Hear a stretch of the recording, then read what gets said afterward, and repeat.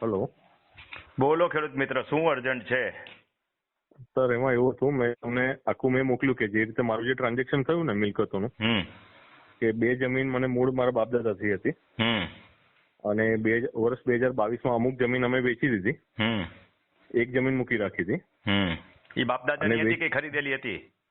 બાપદાદાની મૂકી રાખી હતી, બાપદાદાની હતી. હા, બાપ. હા, અને જે વેચેલી જમીન હતી તથા જે જમીન વેચી નથી એ બધા પર અમે ખેડૂત ખરાઈ મેળવ્યા અને દાખલા મળ્યા અમને.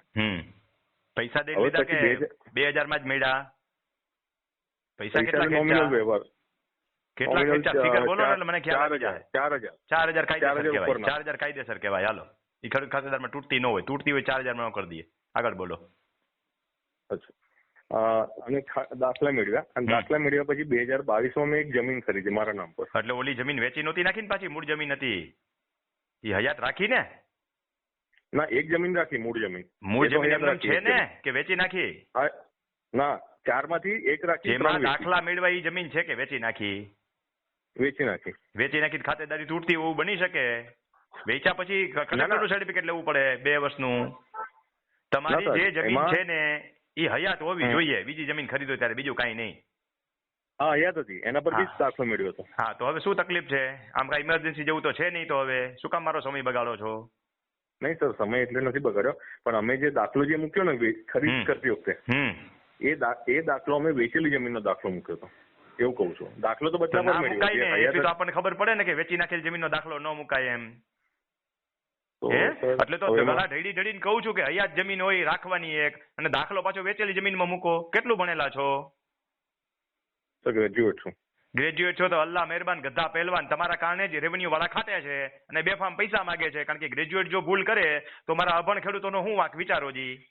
કહેવત છે ને, અલ્લાહ મહેરબાન તો ગધા પહેલવાન, કે નથી સાંભળી?